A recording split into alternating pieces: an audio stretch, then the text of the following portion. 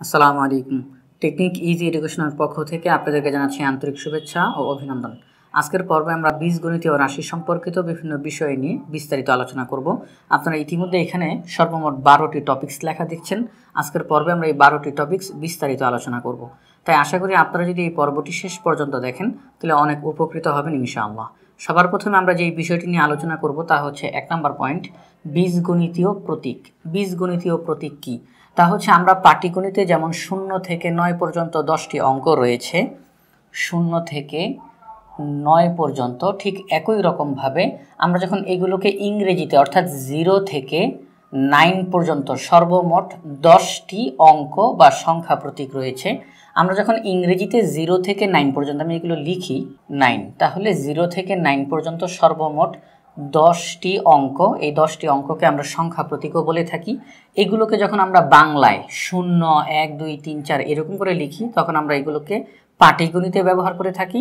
আর ওই সংখ্যাগুলোই আমরা যখন ইংরেজিতে 0, 1, 2, 3, 4 এরকম করে 9 পর্যন্ত এই 10টি অঙ্ক যখন আমরা ব্যবহার করি তখন আমরা এগুলোকে বীজগণিতীয় প্রতীক বলে থাকি।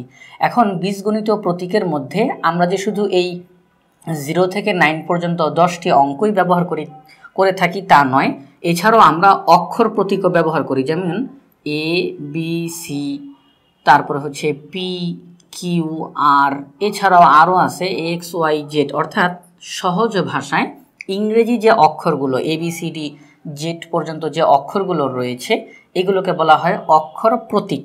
আমরা যখন এই অক্ষর প্রতীকগুলো ব্যবহার করি তাহলে ইংরেজিতে 0 থেকে 9 পর্যন্ত, এছাড়াও এ থেকে শুরু করে জেড পর্যন্ত যে ইংরেজি অক্ষরগুলো রয়েছে, তাহলে সংখ্যা প্রতীক এবং অক্ষর প্রতীক এগুলোই হচ্ছে বীজগণিতীয় প্রতীক। এবং শর্ত কি, এগুলো আমরা ইংরেজিতে লিখে থাকি। যখনই আমরা বীজগণিতে ব্যবহার করব তখনই অবশ্যই আমরা এগুলোকে ইংরেজিতে ব্যবহার করব 0 থেকে 9 পর্যন্ত এবং এ থেকে জেড পর্যন্ত যে ইংরেজি অক্ষরগুলো রয়েছে। তাহলে আমাদের বীজগণিতীয় প্রতীকের মধ্যে আমরা সংখ্যা প্রতীক হিসেবে 0 থেকে 9 পর্যন্ত এবং ইংরেজি অক্ষরগুলোকে আমরা অক্ষর প্রতীক হিসেবে ব্যবহার করে থাকি এবং এগুলোই আমরা বীজগণিতীয় প্রতীক হিসাবে বলে থাকি। আমরা এখন আলোচনা করব 2 নম্বর বিষয়, চলক। চলক হচ্ছে যখন আমরা কোনো সমীকরণের অজানা বা অজ্ঞাত রাশিকে চলক বলা হয়।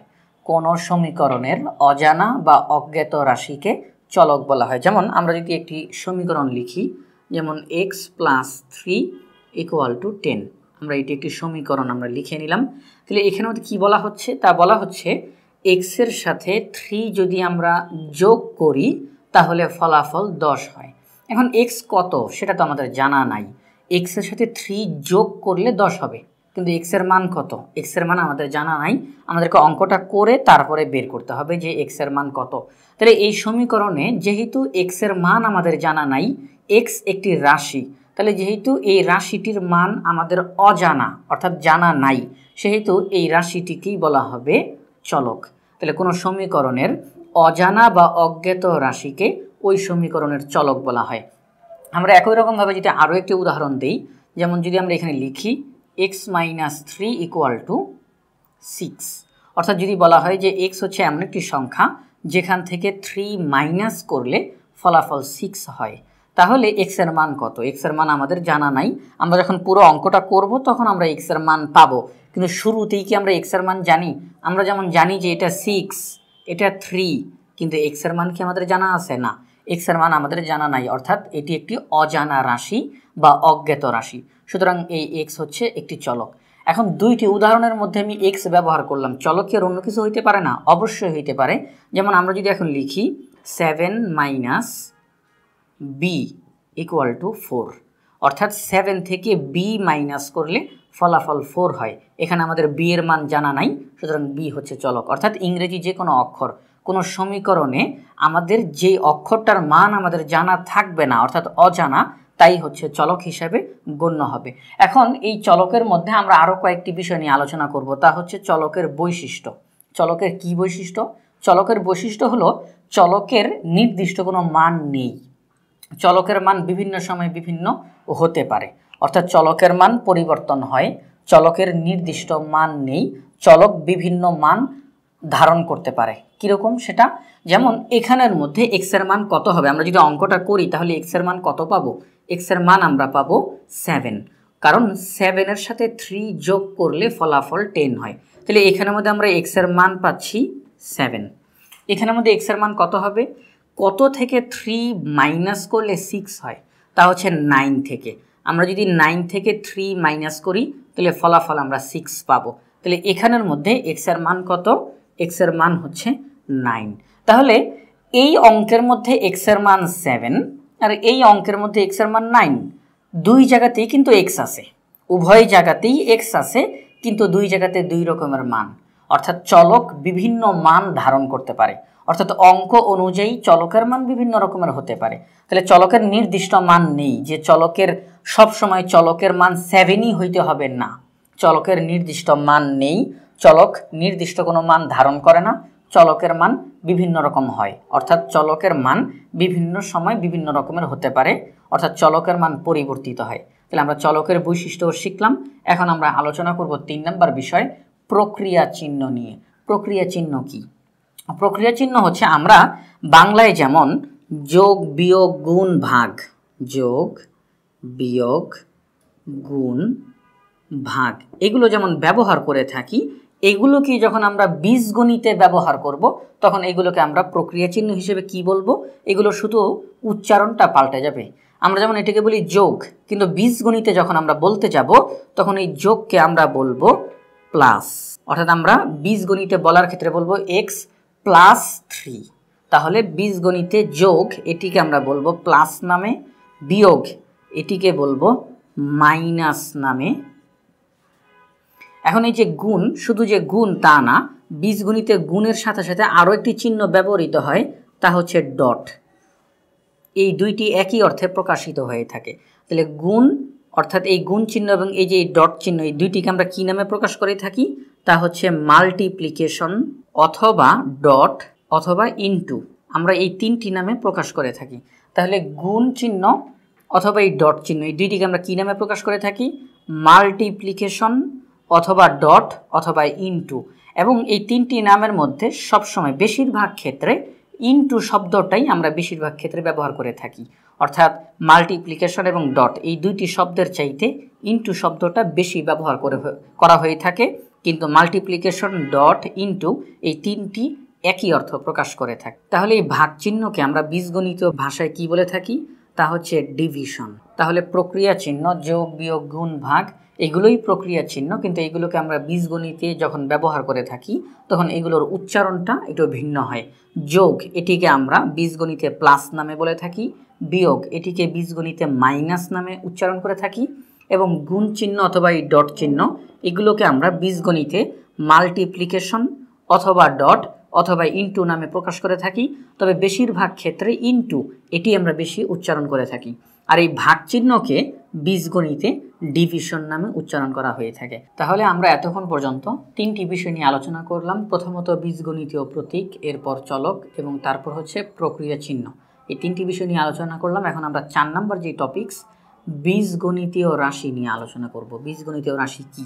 বীজগণিতীয় রাশি হচ্ছে প্রক্রিয়া চিহ্ন। আমরা এইমাত্র যেমন প্রক্রিয়া চিহ্ন শিখলাম, এই প্রক্রিয়া চিহ্নটা এখন আমাদের কাজে লাগবে। প্রক্রিয়া চিহ্ন ও সংখ্যাসূচক প্রতীক এর অর্থবোধক সংযোগ বা বিন্যাসকে বীজগণিতীয় রাশি বলা হয়। আবারও বলতেছি, প্রক্রিয়া চিহ্ন ও সংখ্যাসূচক প্রতীক এর অর্থবোধক সংযোগ বা বিন্যাসকে বীজগণিতীয় রাশি বলা হয়। যেমন যদি উদাহরণ দিই তাহলে বুঝতে অনেক সুবিধা হবে। আমরা যেমন এখানের মধ্যে যদি লিখি 3a এবং এখানের মধ্যে লিখলাম 4c, তাহলে আমরা দুইটি সংখ্যাসূচক লিখলাম, সংখ্যাসূচক প্রতীক। এখন যদি মাঝখানে আমরা যোগ চিহ্ন দিই তাহলে সংখ্যাসূচক প্রতীক এবং প্রক্রিয়া চিহ্নের একটি অর্থবোধক সংযোগ হয়ে গেছে। কীরকম? 3a প্লাস 4c, অর্থাৎ আমাদেরকে 3a এর সাথে 4c যোগ করতে হবে। তাহলে একটি অর্থবোধক সংযোগ ঘটলো এখানে। তাহলে আমরা কি বলতে পারি? বীজগণিতীয় রাশির ক্ষেত্রে প্রক্রিয়া চিহ্ন এবং সংখ্যাসূচক প্রতীক এর অর্থবোধক সংযোগকে বীজগণিতীয় রাশি বলা হয়। তাহলে আমরা যদি এখন আরও একটি উদাহরণ দিই, যেমন এখানে যদি আমরা লিখি 8a into c minus 4b, এটিও একটি বীজগণিতীয় রাশি। কিভাবে? এখানের মধ্যে 8a c 4b এগুলো হচ্ছে সংখ্যাসূচক প্রতীক।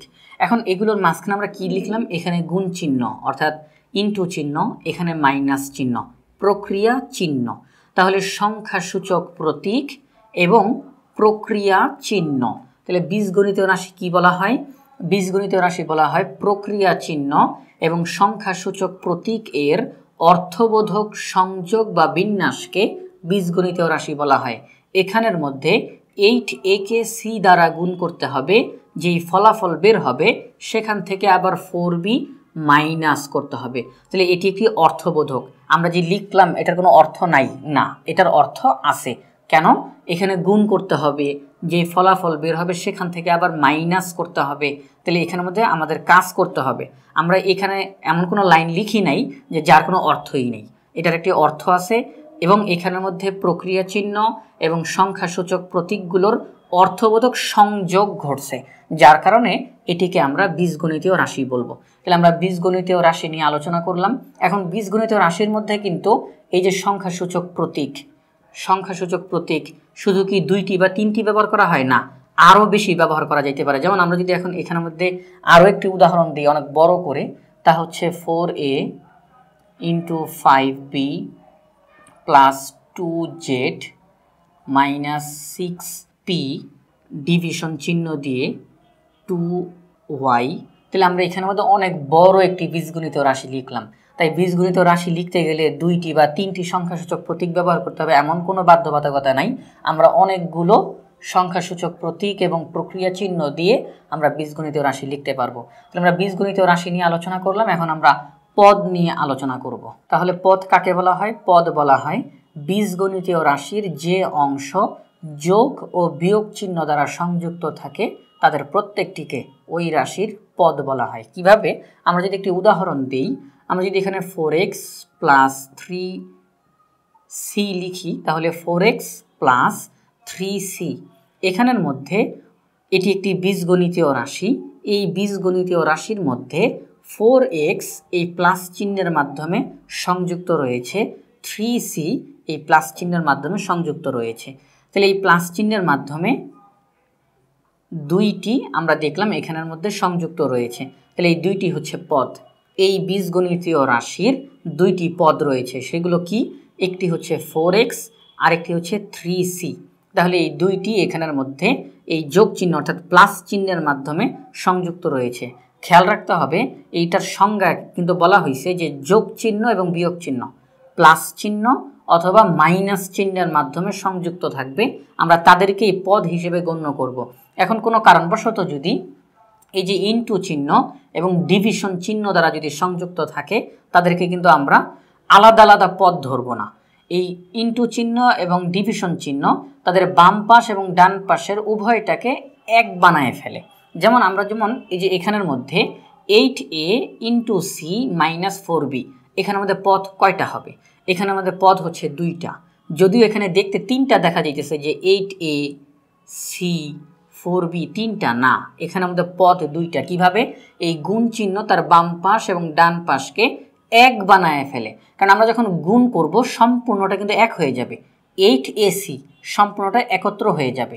তাহলে সম্পূর্ণটা যদি একত্র হয় তাহলে সম্পূর্ণটা এই মাইনাস চিহ্নের মাধ্যমে সংযুক্ত রয়েছে, 4b মাইনাস চিহ্নের মাধ্যমে সংযুক্ত রয়েছে। তাহলে এখানে আমাদের পদ 2টা, এই সম্পূর্ণটা একটা এবং 4b একটা। তাহলে এখানে পদ কয়টা? 2টা। এবার এখানের মধ্যে 6p ডিভিশন 2y, এই ডিভিশন চিহ্ন তার বাম দিক এবং ডান দিক উভয় দিকটাকে একত্র করে ফেলে। আমরা যখন ভাগ করব তখন কিন্তু একটা ফলাফল পাবো, তাহলে উভয়টাকে একত্র করে ফেলে। এই উভয়টা এখানে মাইনাস চিহ্নের মাধ্যমে সংযুক্ত রয়েছে। তাহলে বীজগণিতীয় রাশির মধ্যে যে অংশ প্লাস চিহ্ন এবং মাইনাস চিহ্নের মাধ্যমে সংযুক্ত থাকবে আমরা তাদেরকে প্রত্যেকটিকে ওই রাশির পদ বলবো। তাহলে আমরা যদি একটি বড় করে একটি বীজগণিতীয় রাশি লিখি, যেমন 2a into 5b plus 9p minus 2q, আমি অনেক বড় করে একটি রাশি লিখতেছি বোঝানোর সুবিধার জন্য, প্লাস 3y ডিভিশন 6 জেড। তাহলে এই যে অনেক বড় একটি বীজগণিত রাশি লিখলাম। এখন এখানের মধ্যে পদ কয়টা হবে আমরা দেখি। এই যে এখানের মধ্যে ইনটু চিহ্ন, তাহলে ইনটু চিহ্ন কী করবে, তার বাম দিক এবং ডান দিক উভয়টাকে একত্র করে ফেলবে। তারপর এখানের মধ্যে আমরা ডিভিশন চিহ্ন দেখতেছি, এই ডিভিশন চিহ্ন তার বাম দিক এবং ডান দিককে একত্র করে ফেলবে। তাহলে এখন আমরা দেখি পদ কয়টা। এই সম্পূর্ণটা এখানে প্লাস চিহ্নের মাধ্যমে যুক্ত, 9p প্লাস চিহ্নের মাধ্যমে যুক্ত, 2q মাইনাস চিহ্নের মাধ্যমে যুক্ত, এই সম্পূর্ণটা প্লাস চিহ্নের মাধ্যমে যুক্ত। তাহলে এখানের মধ্যে আমরা বলতে পারি এই একটি পদ, দুইটি পদ, তিনটি পদ এবং চারটি পদ। এখন অনেকে বলতে পারেন যে 9p এর বাম দিকে প্লাস চিহ্ন, ডান দিকে মাইনাস চিহ্ন, তাহলে এটা কি দুইবার হিসাব হবে না? না, যেহেতু 9p ইতিমধ্যে প্লাস চিহ্নের সাথে সংযুক্ত আছে, তাহলে এটিকে আমরা আর মাইনাস চিহ্নের সাথে সংযুক্ত করব না, এটি প্লাস চিহ্নের সাথে যুক্ত হয়ে গেছে, 2q মাইনাসের সাথে যুক্ত আছে, এই সম্পূর্ণটা প্লাস চিহ্নের সাথে যুক্ত আছে। তাই আমরা কি বলবো, এক চিহ্নের সাথে যদি অন্য কোনো পদ যদি ইতিমধ্যে অন্য প্লাস চিহ্ন বা মাইনাস চিহ্নের সাথে যুক্ত থাকে, তাকে আমরা আর রিপিট গণনা করব না।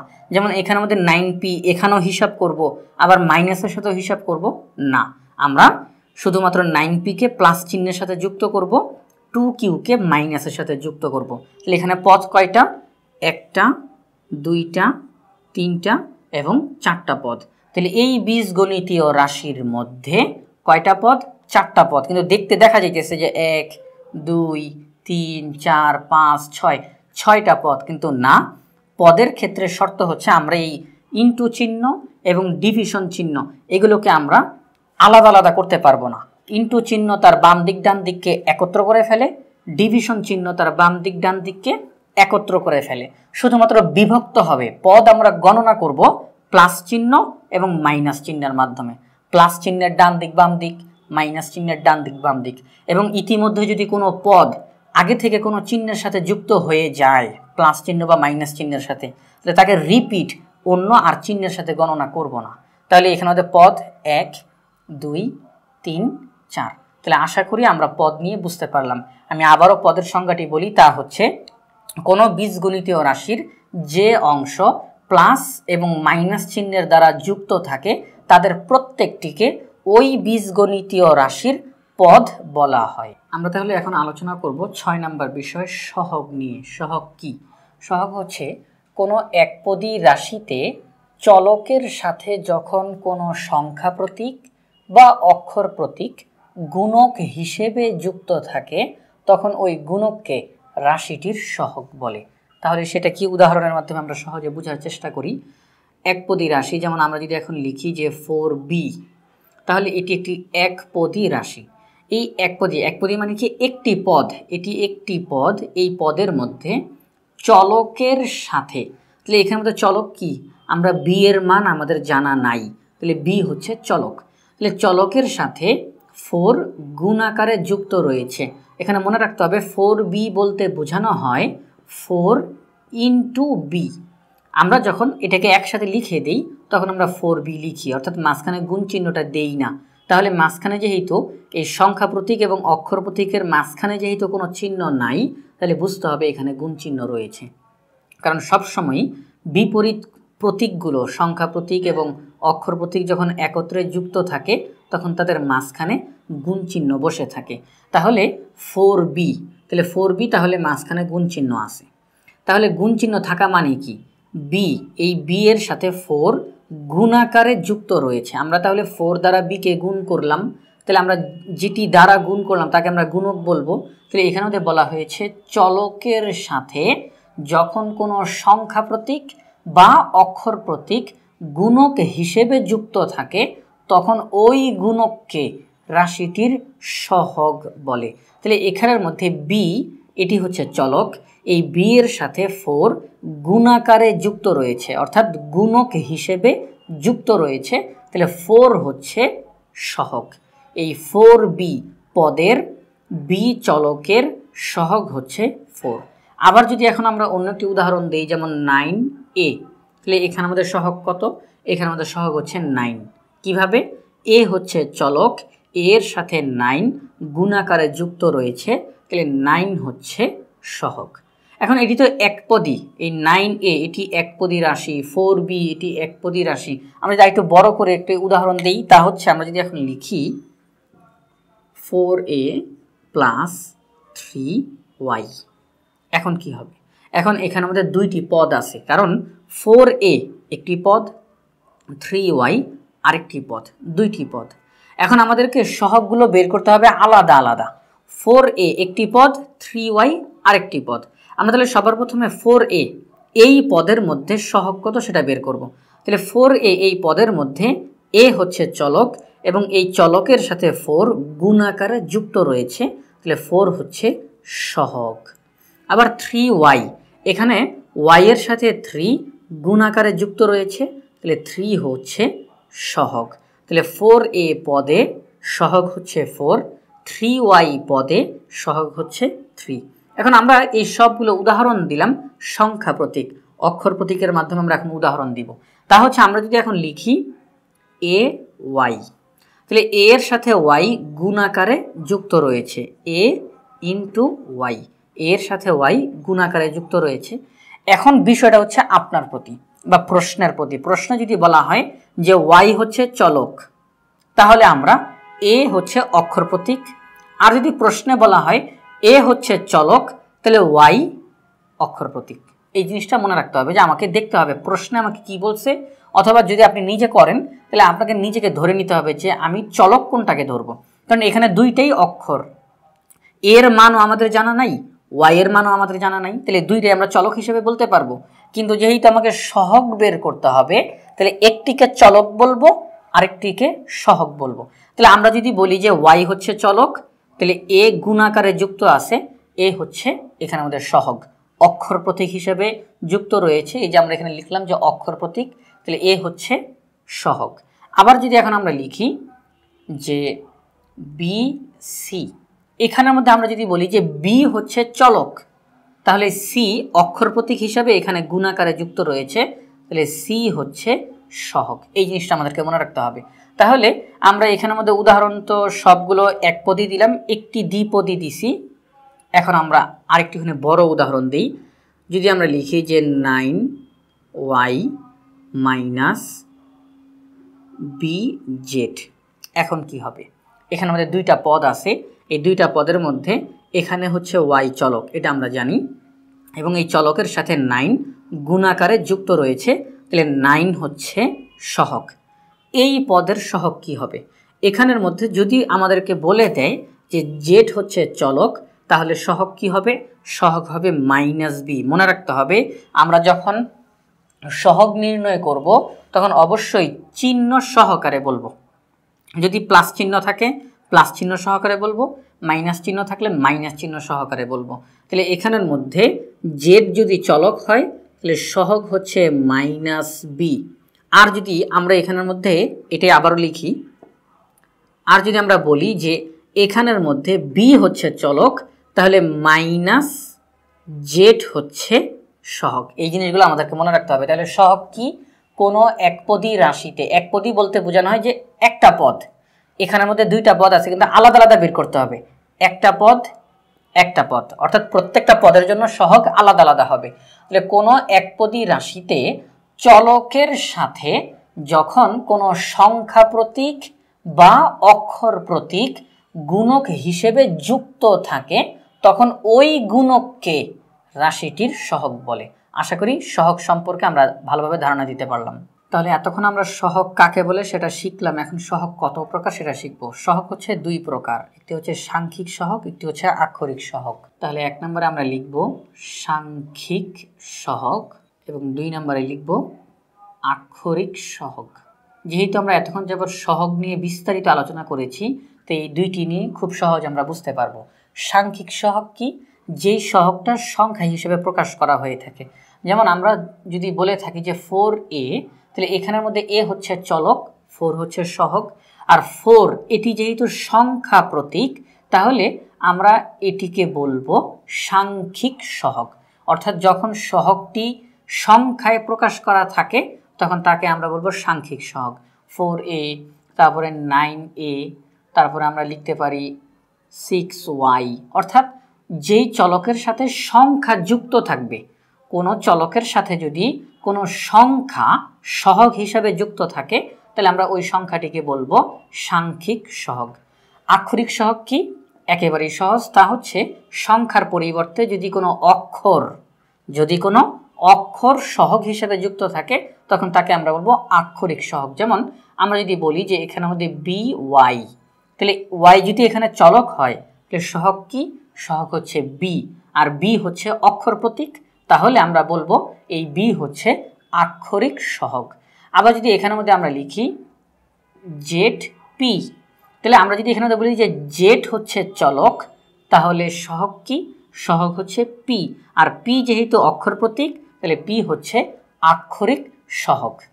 তাহলে আমরা কি শিখলাম? আমরা শিখলাম যে যদি কোনো সহগ সংখ্যা প্রতীক হিসাবে থাকে তখন তাকে আমরা বলবো সাংখ্যিক সহগ, আর যদি কোনো সহগ অক্ষর প্রতীক হিসাবে যুক্ত থাকে তখন তাকে আমরা বলবো আক্ষরিক সহগ। তাহলে আশা করি এই সহগ সম্পর্কে আমরা বিস্তারিত ধারণা এখান থেকে পেয়ে গেলাম। তাহলে সহগ হচ্ছে দুই রকমের, সাংখ্যিক সহগ আরেকটি হচ্ছে আক্ষরিক সহগ। তাহলে আমরা সহগ নিয়ে আলোচনা করলাম, এখন আমরা আলোচনা করব সূচক ও ভিত্তি নিয়ে।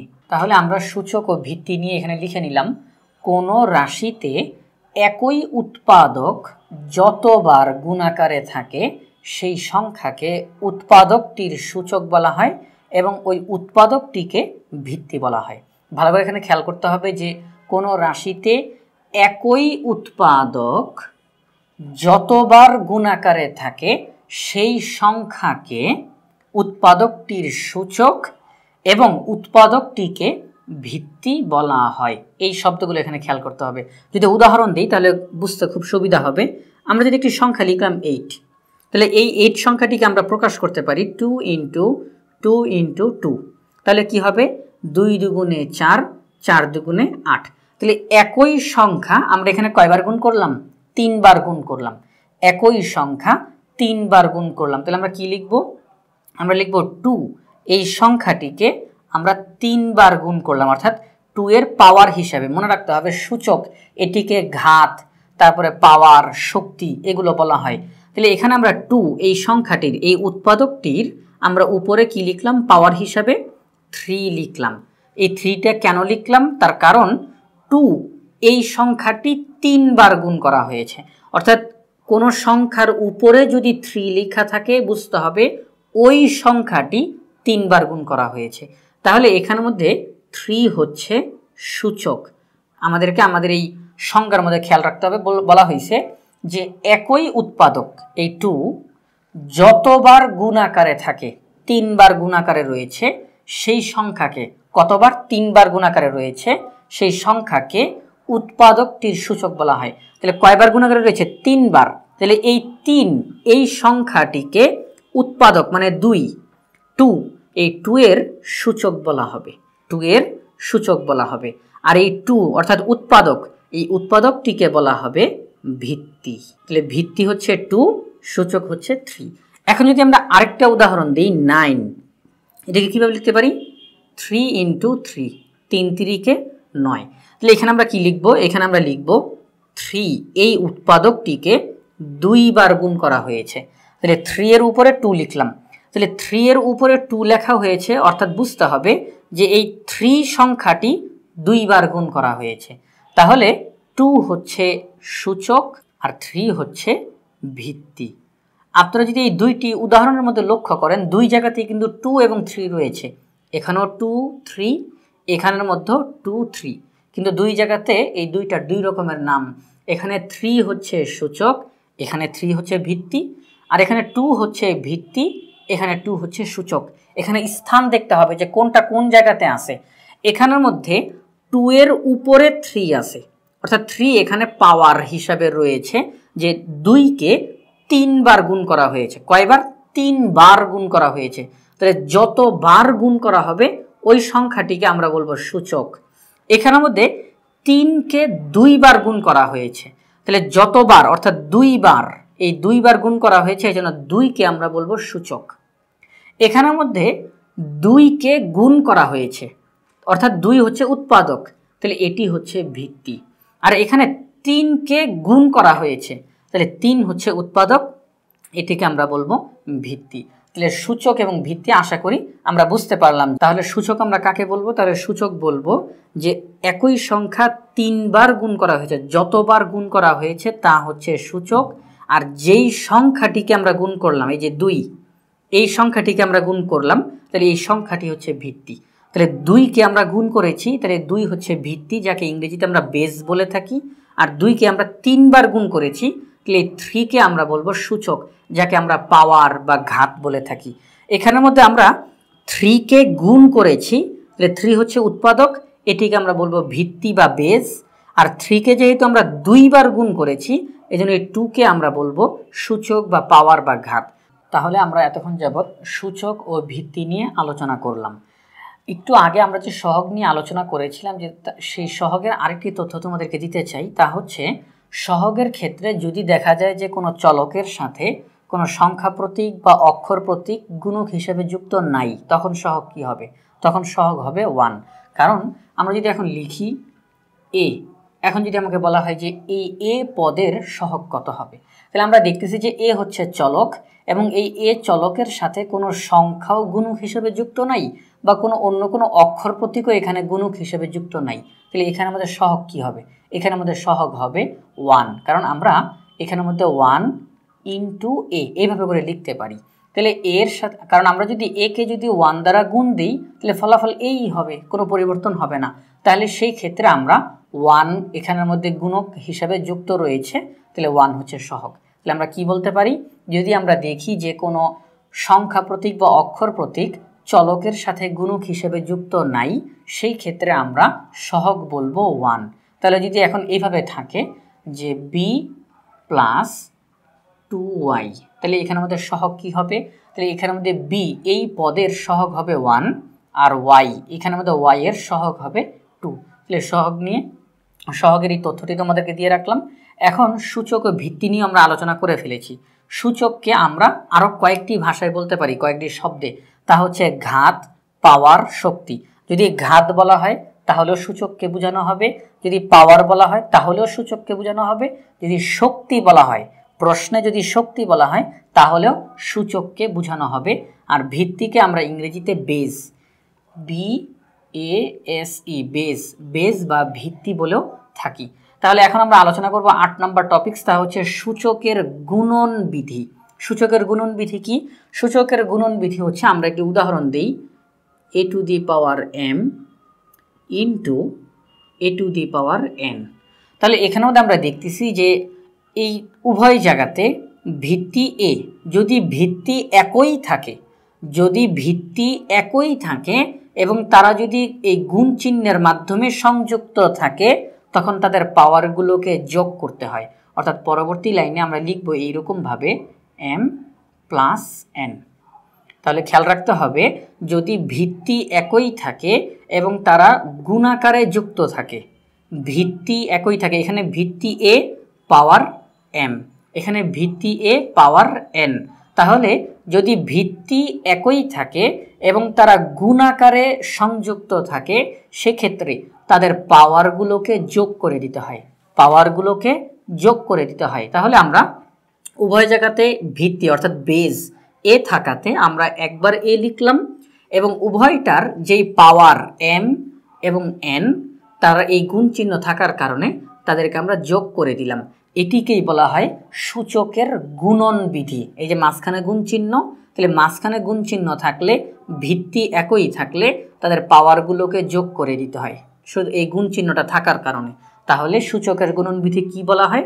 সূচকের গুণন বিধি বলতে বোঝানো হয় ভিত্তি একই থাকলে এবং তারা গুণাকারে যুক্ত থাকলে তাদের সূচকগুলোকে যোগ করে দিতে হয়। উদাহরণ যদি আমরা আরেকটা দিই এইভাবে, y to the power 3 into y to the power 5, তাহলে কি হবে ফলাফল?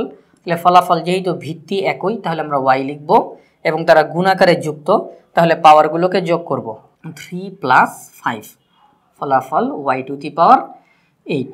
যদি আমরা আরও উদাহরণ দিই, x to the power 2 into x to the power 9, তাহলে ফলাফল x to the power 2 plus 9 equal to x to the power 11, অর্থাৎ x এটিকে 11 বার গুণ করতে হবে। তাহলে আমরা এই ফলাফলটি পাবো। এখন অন্য একটি উদাহরণ দিই, তা হচ্ছে যদি আমরা জেড ইন্টু জেড 3 লিখি তাহলে কি হবে? তাহলে মনে রাখতে হবে যদি কোনো ভিত্তির উপরে কোনো পাওয়ার হিসেবে কোনো সংখ্যা না থাকে, কোনো সংখ্যা বা কোনো অক্ষর না থাকে, সেক্ষেত্রে সেখানে 1 আছে এটি ধরে নিতে হবে। যেমন এখানে আমাদের জেড, এটি হচ্ছে ভিত্তি, এটির উপরে আমরা কোনো কিছু দেখতেছি না, কোনো সংখ্যাও দেখতেছি না, কোনো অক্ষরও দেখতেছি না, তাহলে আমাদেরকে ধরে নিতে হবে যে এই জেড এটির উপরে 1 রয়েছে। তাহলে 1 প্লাস 3, তাহলে ফলাফল কত? তাহলে জেড পাওয়ার 4, অর্থাৎ জেড এটিকে 4 বার গুণ করতে হবে। তাহলে কোনো ভিত্তির উপরে যদি কোনো সংখ্যা বা কোনো অক্ষর পাওয়ার হিসাবে না থাকে, তাহলে সেখানে 1 আছে, এটি আমাদেরকে ধরে নিতে হবে। সূচকের ক্ষেত্রে আমরা যখন এই যে এখানের মধ্যে জেডের উপরে পাওয়ার হিসেবে কোনো কিছু নাই, তাহলে এখানের মধ্যে কিন্তু আমরা 1 এটাকে আলাদা করে দেখাবো না যে জেড পাওয়ার 1 এভাবে লিখবো না, শুধুমাত্র জেড লিখে দিলেই বুঝতে হবে তার পাওয়ার হিসেবে 1 রয়েছে। তাই যখন যদি কোনো ভিত্তির পাওয়ার 1 হয়, সেক্ষেত্রে সেই 1কে দেখানো হয় না, শুধুমাত্র ওই ভিত্তিটিকে লিখে দিলেই পাওয়ার হিসাবে 1 রয়েছে এটি বুঝে নিতে হবে।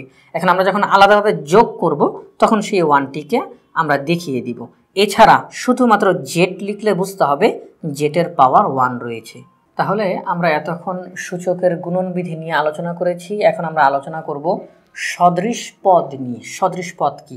এখানে দুইটা বিষয় আলোচনা করব আমরা একসঙ্গে, সদৃশ পদ এবং বিসদৃশ পদ। সদৃশ পদ কাকে বলে আমরা এটা এখানে লিখে নিয়েছি।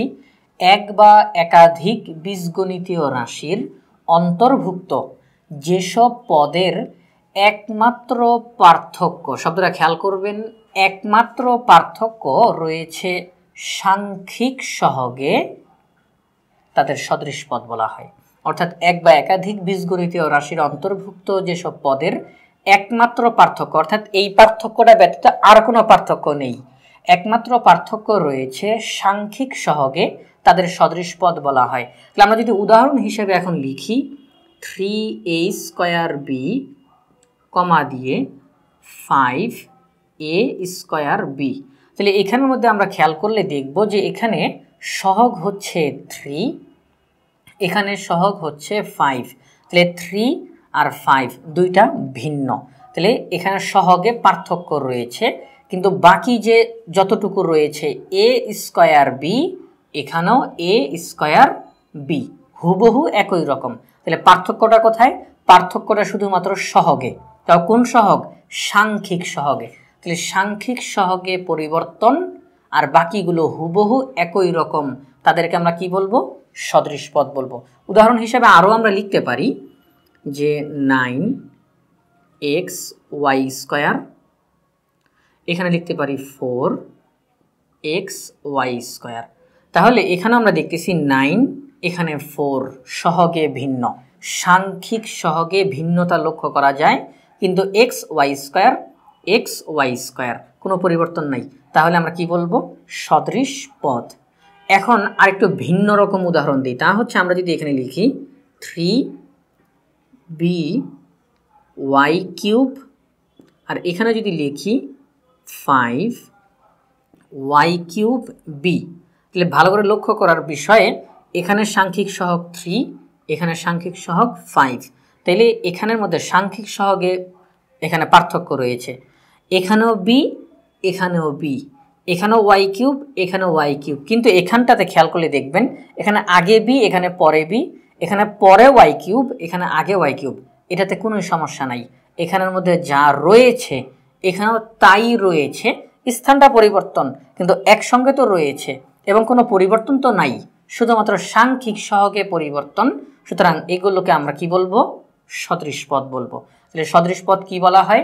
এক বা একাধিক বীজগণিতীয় রাশির অন্তর্ভুক্ত যেসব পদের একমাত্র পার্থক্য শুধুমাত্র সাংখ্যিক সহগে, একমাত্র পার্থক্য রয়েছে সাংখ্যিক সহগে, তাদের সদৃশ পদ বলা হয়। তাহলে বিসদৃশ পদ কাকে বলে? বিসদৃশ পদ বলা হয় এখানে আমাদের সদৃশ পদের মধ্যে যেখানে পার্থক্য থাকার কথা না, বিসদৃশ পদের ক্ষেত্রে সেখানেই পার্থক্য থাকবে। ভালো করে লক্ষ্য করার বিষয়, সদৃশ পদে যেখানে পার্থক্য থাকার কথা না বিসদৃশ পদের ক্ষেত্রে সেখানেই পার্থক্য থাকবে। কারণ এখানের মধ্যে সদৃশ পদ আর এখানে হচ্ছে বিসদৃশ পদ, অর্থাৎ পার্থক্য থাকবে। সদৃশ হবে না, সদৃশ হবে না, বি অর্থাৎ ভিন্ন, এখানে ভিন্ন হয়ে যাবে। তাহলে আমাদের সদৃশ পদের ক্ষেত্রে শুধুমাত্র সাংখ্যিক সহগে পরিবর্তন ছিল, আর পরিবর্তন ছিল না কোথায়? এই যে বাকিটুকুতে, অর্থাৎ ভিত্তি এবং পাওয়ার, ভিত্তি এবং পাওয়ার, ভিত্তি এবং পাওয়ার, এগুলোতে সদৃশ পদে পার্থক্য থাকা যাবে না। আর বিসদৃশ পদের ক্ষেত্রে এগুলোতেই পার্থক্য থাকতে হবে। যদি সাংখ্যিক সহগে পার্থক্য নাও থাকে কোনো সমস্যা নাই, কিন্তু এই ভিত্তি এবং পাওয়ারের মধ্যে পার্থক্য থাকতেই হবে, তখনই সেগুলোকে আমরা বিসদৃশ পদ বলবো। যেমন আমরা যদি উদাহরণ হিসাবে এটাকে লিখি 3a² b, আর এখানে যদি আমরা 5a² b না লিখে আমরা যদি এইভাবে লিখি 5ab², তাহলে ভালো করে লক্ষ্য করার বিষয়, এখানে আমরা সাংখ্যিক সহগে পার্থক্য দিলাম, যদি পার্থক্য নাও দিতাম সমস্যা ছিল না। বিসদৃশ পদের ক্ষেত্রে সাংখ্যিক সহগে পার্থক্য থাকা না থাকা কোনো এখানের মধ্যে বিষয় না, মূল বিষয় হচ্ছে ভিত্তি এবং তার পাওয়ারের মধ্যে পার্থক্য থাকা। এখানে a², এখানে শুধু a, এখানে বি, এখানে b² পরিবর্তন, তাহলে আমরা বলবো এই দুইটি হচ্ছে বিসদৃশ পদ। তাহলে এখন যদি আমরা আরেকটা উদাহরণ দিই, যেমন এটাই যদি আমরা লিখি 9xy², আর এখানে যদি লিখি 9x²y, এখানে তাহলে ভালো করে লক্ষ্য করার বিষয়, এখানে কিন্তু সাংখ্যিক সহগে আমরা কোনো পার্থক্য দেই নেই, কিন্তু এখানে x, এখানে x², এখানে y², এখানে y। তাহলে আমরা কি দেখলাম? এখানে আমরা দেখলাম সাংখ্যিক সহগে কোনো পার্থক্য নাই, কিন্তু ভিত্তি এবং তার পাওয়ারগুলোতে পার্থক্য রয়েছে। তাহলে সদৃশ পদ যা, ঠিক তার উল্টাটা হচ্ছে বিসদৃশ পদ। তাহলে বিসদৃশ পদের ক্ষেত্রে ভিত্তি এবং তার পাওয়ারে যদি এক বা একাধিক পদের ভিত্তি এবং পাওয়ার সমূহের মধ্যে যদি পার্থক্য থাকে, তখন তাদেরকে আমরা বিসদৃশ পদ বলবো। বিসদৃশ পদের ক্ষেত্রে সাংখ্যিক সহগে পার্থক্য থাকতেও পারে, নাও থাকতে পারে, কিন্তু ভিত্তি এবং তার পাওয়ারে পার্থক্য থাকতেই হবে, তখন সেগুলোকে আমরা বিসদৃশ পদ বলবো। তাহলে আশা করি আমরা সদৃশ পদ এবং বিসদৃশ পদ এই উভয়টি বুঝতে পেরেছি। আমরা একবার আবার বলে দিই, সদৃশ পদ হলো এক বা একাধিক বীজগণিতীয় রাশির অন্তর্ভুক্ত যেসব পদের একমাত্র পার্থক্য রয়েছে সাংখ্যিক সহগে, তাদের সদৃশ পদ বলা হয়।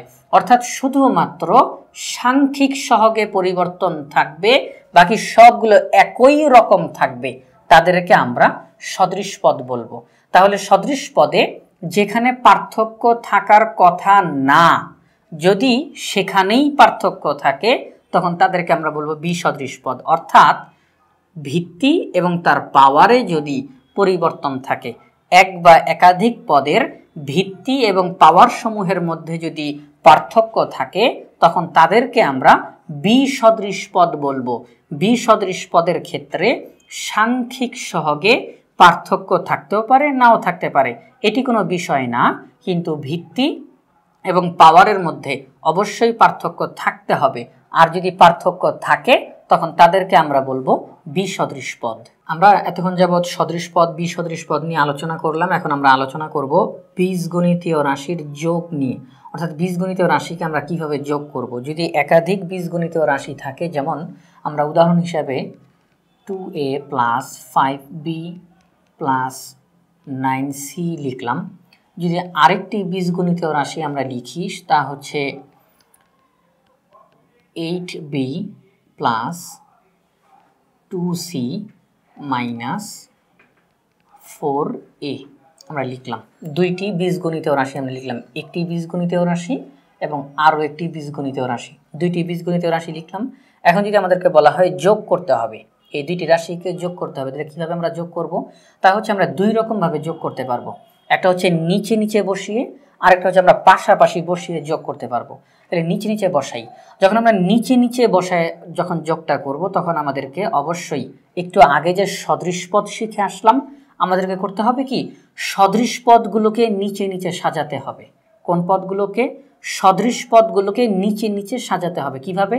আমরা প্রথম রাশির সম্পূর্ণটাকে এখন লিখব 2a plus 5b plus 9c। প্রথম রাশিটা যেভাবে আছে সেভাবেই লিখলাম। দ্বিতীয় রাশিটা লিখতে গিয়ে এখন আমাদেরকে সদৃশ পদের দিকে লক্ষ্য রাখতে হবে। তা হচ্ছে এখানে সবার প্রথমে কি আছে? 8b। তাহলে 8b আমাদেরকে দেখতে হবে প্রথম রাশির সাথে এই সদৃশ পদ কোনটার সাথে মিলে। 8b কার সাথে মিলে? 8b আর এখানে 5b সদৃশ পদ, কারণ b যেহেতু একই, শুধুমাত্র পার্থক্য সাংখ্যিক সহগে, তাহলে আমরা কি বলবো? 8b এবং 5b সদৃশ পদ। তাহলে আমরা 8b কে 5b বরাবর নিচে লিখব, সামনে কোনো চিহ্ন নাই অর্থাৎ প্লাস চিহ্ন, প্লাস 8b। এরপরে প্লাস 2c, তাহলে বসবে এই c বরাবর, প্লাস 2c। এরপর মাইনাস 4a, এটা বসবে এই 2a বরাবর, মাইনাস 4a। এখন আমরা কি করব? যোগ করব। কি করব? যোগ করব। প্লাস 9c প্লাস 2c, ফলাফল হবে plus 11c, plus 5b plus 8b, ফলাফল হবে প্লাস 8 5 13 অর্থাৎ 13b। এখানে ফলাফল কত হবে? Plus 2a minus 4a। যেহেতু মাইনাস আছে, মাইনাস তো করতেই হবে। তাহলে আমরা কি করব? দুইটা থেকে তো চারটা বিয়োগ করতে পারবো না, তাহলে চারটা থেকে দুইটা বিয়োগ করে দিই। চারটা এ থেকে দুইটা এ বিয়োগ করলে আর থাকে দুইটা এ, আর দুইটা এ থেকে চারটা এ বড়, তার সামনে মাইনাস চিহ্ন, ফলাফলেও মাইনাস চিহ্ন বসবে। আমরা যোগ করলাম, এখানে কিন্তু আমরা যোগের কাজ করছি। প্রথম রাশি তার সাথে দ্বিতীয় রাশি আমরা যোগ করলাম। এখানে কেউ বিয়োগ চিহ্ন থাকাতে ভুল বুঝবেন না। এখানে বিয়োগ চিহ্ন থাকাতে আমরা জানি যে বিয়োগ চিহ্ন থাকলে বিয়োগ করতেই হবে। তাহলে দুইটা থেকে চারটাকে আমরা বিয়োগ কিভাবে করব? আমরা এটা করলাম। তাহলে যে 2a থেকে যদি আমরা 4a মাইনাস করি তাহলে ফলাফল হবে মাইনাস 2a। আর যদি এখানে মাইনাস চিহ্নটা না থাকতো তাহলে কি হইতো? প্লাস 2a প্লাস 4a একসাথে করলে প্লাস 6a। তাহলে আমরা একাধিক বীজগণিতীয় রাশির যোগ কিভাবে করতে হয় তা শিখলাম। সদৃশ পদগুলোকে নিচে নিচে সাজিয়ে আমরা যোগফল বের করলাম। আরেকটা পদ্ধতিতে করতে পারবো এই একই অঙ্ক, আমরা আরেকটা পদ্ধতিতে করতে পারবো। তা হচ্ছে প্রথম যেই বীজগণিতীয় রাশি যেভাবে আছে আমরা সেভাবেই লিখব, 2a plus 5b plus 9c লিখে ব্র্যাকেট দিয়ে দিব। এরপর যেহেতু যোগ করব, যোগ চিহ্ন দিব। এবার দ্বিতীয় রাশিটাকে লেখার সময় যেভাবে আছে সেভাবে লিখে দিব, কোনো সমস্যা নেই। 8b plus 2c minus 4a।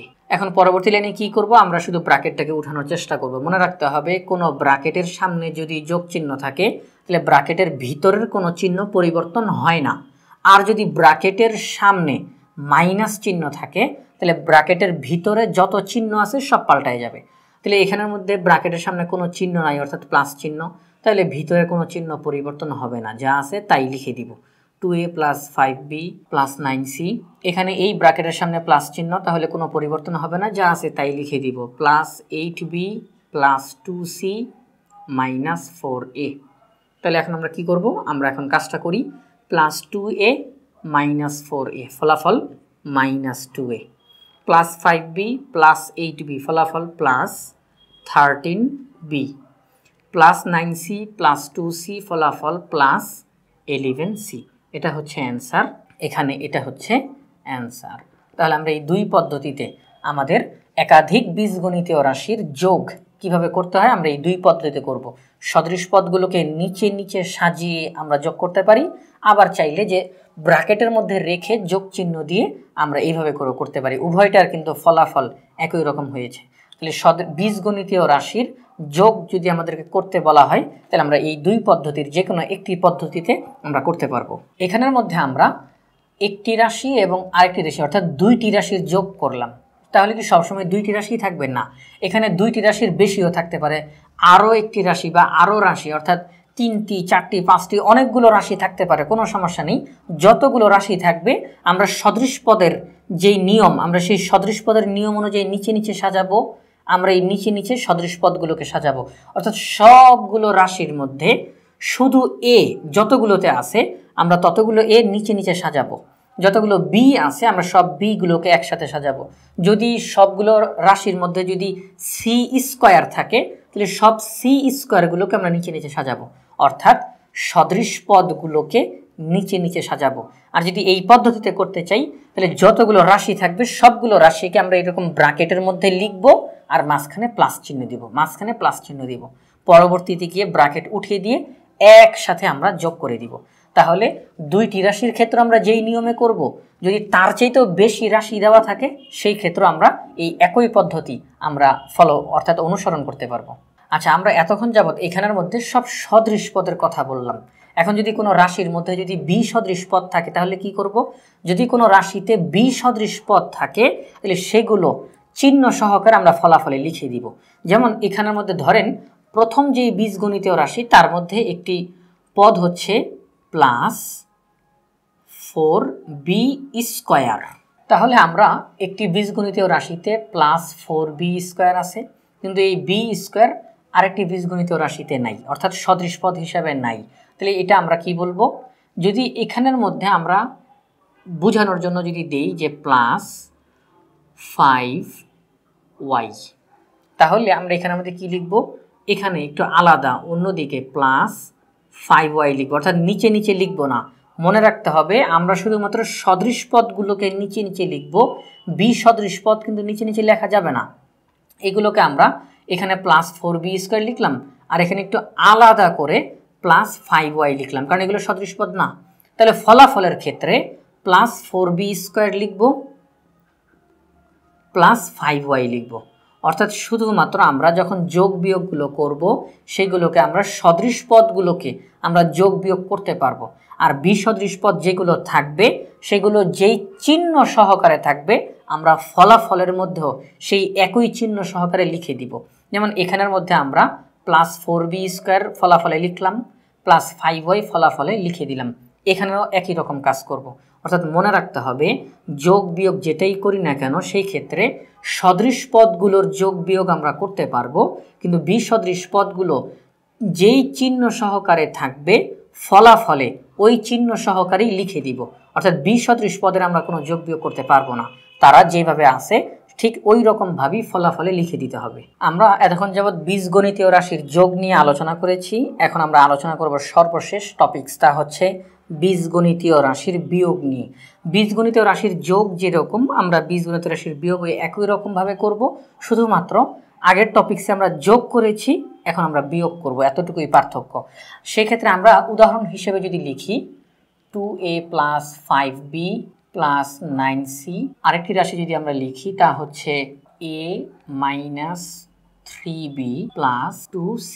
আমরা দুইটি বীজগণিতীয় রাশি লিখলাম, এখন আমাদেরকে বিয়োগ করতে হবে।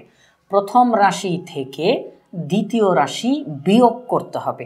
তাহলে মনে রাখতে হবে যে আমরা যেই রাশিটাকে বিয়োগ করব তাকে বলা হয় বিয়োজ্য। আমরা যে রাশিটিকে বিয়োগ করব তাকে বলা হয় বিয়োজ্য। তাহলে আমরা এই দ্বিতীয় রাশিটিকে বিয়োগ করব কার থেকে? প্রথম রাশিটি থেকে। প্রথম রাশি থেকে দ্বিতীয় রাশিকে বিয়োগ করতে হবে, তাহলে এই দ্বিতীয় রাশিটিকে বিয়োজ্য বলা হবে। এখন বিয়োগের ক্ষেত্রে আমরা যেমন যোগের ক্ষেত্রে যেমন সদৃশ পদগুলোকে নিচে নিচে সাজিয়ে যোগ করেছি, বিয়োগের ক্ষেত্রেও আমরা যোগ করব, কিন্তু সেক্ষেত্রে একটা শর্ত হলো বিয়োজ্য, অর্থাৎ দ্বিতীয় যে রাশিটি তার চিহ্নগুলোকে বিপরীত চিহ্ন সহকারে লিখতে হবে। উদাহরণ হিসেবে যদি আমরা এখন লিখে দিই সরাসরি 2a + 5b + 9c, এখন দ্বিতীয় রাশিটাকে এখানে বসাবো সদৃশ পদগুলোকে, তাহলে a - 3b + 2c লিখলাম। এখন আমরা কি সরাসরি যোগ করে দিব? না, এখন আমাদেরকে কাজ হচ্ছে দ্বিতীয় যে রাশিটি রয়েছে এখানে তার চিহ্নগুলোর বিপরীত চিহ্ন বসাতে হবে। এই এর সামনে হচ্ছে প্লাস চিহ্ন, তার বিপরীত হচ্ছে মাইনাস চিহ্ন। 3b এর সামনে মাইনাস চিহ্ন, বসাতে হবে প্লাস চিহ্ন। 2c এর সামনে প্লাস চিহ্ন, হয়ে যাবে মাইনাস চিহ্ন। অর্থাৎ আমাদেরকে এখন ধরে নিতে হবে এই এর সামনে প্লাস চিহ্ন নাই, এখানে মাইনাস চিহ্ন আছে। 3b এর সামনে মাইনাস চিহ্ন নাই, এখানে প্লাস রয়েছে। 2c এর সামনে প্লাস চিহ্ন নাই, এখানে মাইনাস চিহ্ন রয়েছে। অর্থাৎ -a + 3b - 2c। এখন আমরা যোগ করব, তাহলে +2a - a, তাহলে দুইটা a থেকে যদি একটা a মাইনাস করতে হয় তাহলে ফলাফল কি হবে? তাহলে ফলাফল হবে একটা a। এবং বড়টার সামনে প্লাস থাকাতে এখানেও প্লাস। এখানে প্লাস 5b প্লাস 3b, ফলাফল কত হবে? Plus 8b। এখানে প্লাস 9c মাইনাস 2c, তাহলে ফলাফল হবে প্লাস 7c, কারণ 9টা c থেকে 2টা c মাইনাস করলে 7টা c থাকে 7c, আর বড়টার সামনে প্লাস থাকাতে এখানেও প্লাস চিহ্ন। তাহলে এখানে লক্ষণীয় বিষয় হচ্ছে দ্বিতীয় যেই রাশিটি তার চিহ্নগুলো বিপরীত চিহ্ন হয়ে যাবে। বিপরীত চিহ্ন হওয়ার পর আমরা যোগ করব, উপরেরটার সাথে নিচেরটা যোগ করব। Minus a plus 3b minus 2c, এখন আমরা যোগ করে দিব। এখন লক্ষণীয় বিষয় হচ্ছে হিসাবে তো এরকম হওয়ার কথা প্লাস 5b মাইনাস 3b, তাহলে 5টা b থেকে 3টা b তো বিয়োগ করার কথা, কিন্তু না, এখানে 3b এর সামনে মাইনাস চিহ্ন নাই, কারণ মাইনাস চিহ্ন এখন প্লাস চিহ্ন হয়ে গেছে। তাহলে প্লাস 5b প্লাস 3b একসাথে করলে প্লাস 8b। তাহলে কি হচ্ছে? তাহলে বীজগণিতীয় রাশির বিয়োগের ক্ষেত্রে দ্বিতীয় যেই রাশিটি অর্থাৎ বিয়োজ্য যেই রাশিটি, সেই রাশিটির চিহ্নগুলো পরিবর্তন করে আমরা যোগ করব। প্রথম রাশির সাথে দ্বিতীয় রাশি যোগ করে দিব, দ্বিতীয় রাশির চিহ্নগুলো পরিবর্তন করে তারপর, তাহলে যোগ করলে ফলাফল এইটা আসে। এটাই হচ্ছে বিয়োগফল, এটি হচ্ছে বিয়োগফল। এটি যদি আমরা বিকল্প যেই পদ্ধতি সেই পদ্ধতিতে করি তাহলে কি হবে? তাহলে আমরা ব্র্যাকেট দিয়ে বসাবো 2a plus 5b plus 9c, এটাকে এখন ব্র্যাকেট দিব। এখন যেহেতু আমরা বিয়োগ করতেছি তাহলে আমরা বিয়োগ চিহ্ন দিলাম বিয়োগ চিহ্ন। এখন আমরা দ্বিতীয় রাশিটি যেভাবে আছে সেভাবে লিখব a minus 3b plus 2c। এখন আমরা কি করব? ব্র্যাকেটটাকে উঠানোর চেষ্টা করব। এই প্রথম ব্র্যাকেটের সামনে কোনো চিহ্ন নাই অর্থাৎ প্লাস চিহ্ন, তাহলে ব্র্যাকেটের ভিতরের কোনো চিহ্ন পরিবর্তন হবে না, যা আছে তাই লিখে দিব 2a plus 5b plus 9c। এখন এই ব্র্যাকেটের সামনে মাইনাস চিহ্ন থাকাতে ব্র্যাকেটের ভিতরের সব চিহ্ন পরিবর্তন হয়ে যাবে, প্লাসে মাইনাসে মাইনাস a, মাইনাসে মাইনাসে প্লাস 3b, প্লাসে মাইনাসে মাইনাস 2c। তাহলে এখন আমাদের ফলাফল কি হবে? প্লাস 2a মাইনাস a অর্থাৎ একটা a plus a, plus 5b plus 3b অর্থাৎ plus 8b, plus 9c minus 2c অর্থাৎ প্লাস 7c। তাহলে লক্ষণীয় বিষয় হচ্ছে minus a plus 3b minus 2c। তাহলে আমরা কি করলাম? আমরা করলাম এখানের মধ্যে যদিও বীজগণিতীয় রাশির বিয়োগ আমরা এখানের মধ্যে করলাম, কিন্তু দ্বিতীয় রাশির চিহ্ন পরিবর্তন হওয়ার পর কিন্তু যোগই করছি, আর যোগ করার কারণে ফলাফল কিন্তু বিয়োগ ফল বের হয়েছে। এটাই হচ্ছে এই বীজগণিত রাশির বিয়োগের মজা, যে দ্বিতীয় রাশির চিহ্নগুলো পরিবর্তন করে দিয়ে যোগই করতে হয়, কিন্তু ফলাফল বিয়োগ ফল, নির্ণেয় বিয়োগ ফল, এটি হচ্ছে অ্যান্সার। তাহলে আমরা বীজগণিতীয় রাশির বিয়োগ শিখলাম। এখন এখানের মধ্যে আমরা কিন্তু সদৃশ পদগুলো শিখলাম। যদি বিসদৃশ পদ থাকতো, যেমন এখানে যদি একটা বিসদৃশ পদ থাকতো, এখানে একটা বিসদৃশ পদ থাকতো, আমরা কি করতাম? ওই বিসদৃশ পদগুলো যেগুলো থাকবে তাদেরকে আমরা ফলাফলেও ওইভাবেই বসাই দিব। যেমন এখানে যদি থাকে যে মাইনাস 3c স্কোয়ার, এখানের মধ্যে যদি থাকে প্লাস 4b স্কোয়ার, তাহলে সি স্কোয়ার কোথাও নাই, বি স্কোয়ার কোথাও নাই, এগুলোকে আমরা এখানে বসাবো, কিন্তু প্লাস 4b স্কোয়ার হয়ে যাবে মাইনাস 4b স্কোয়ার। তাহলে ফলাফলের ক্ষেত্রে কি হবে? Minus 3c square minus 4b square, ফলাফলের ক্ষেত্রে এটা হবে। এখানের মধ্যে minus 3c square minus 4b square এভাবে করে বসবে। অর্থাৎ যদি বি সদৃশ পদ থাকে, যোগ বা বিয়োগের ক্ষেত্রে বি সদৃশ পদ থাকে, আমরা তাদেরকে তাদের চিহ্ন সহকারে বসিয়ে দিব। যোগের ক্ষেত্রে তাদের চিহ্ন সহকারে বসিয়ে দিব, আর বিয়োগের ক্ষেত্রে দ্বিতীয় রাশিতে যেটা থাকবে তার চিহ্নটা পরিবর্তন করে বসাবো। প্রথম রাশিতে মাইনাস 3c স্কোয়ার এভাবেই লিখব, কিন্তু দ্বিতীয় রাশিতে প্লাস 4b স্কোয়ার তার চিহ্নটা পরিবর্তন করে মাইনাস 4b স্কোয়ার এভাবে করে লিখব। তাহলে আজকে আমরা এখন এই 12 নম্বর টপিকস অর্থাৎ বীজগণিতীয় রাশির বিয়োগ এটিও আমরা আলোচনা করলাম। তাহলে আজকের পর্বে আমরা এই সর্বমোট 12টি টপিকস নিয়ে আলোচনা করেছি। আশা করি আজকের এই পর্বটি তোমাদের ভালো লেগেছে। পরবর্তী পর্ব দেখার আমন্ত্রণ জানিয়ে আজকের মতো এখানেই বিদায় নিচ্ছি। আসসালামু আলাইকুম।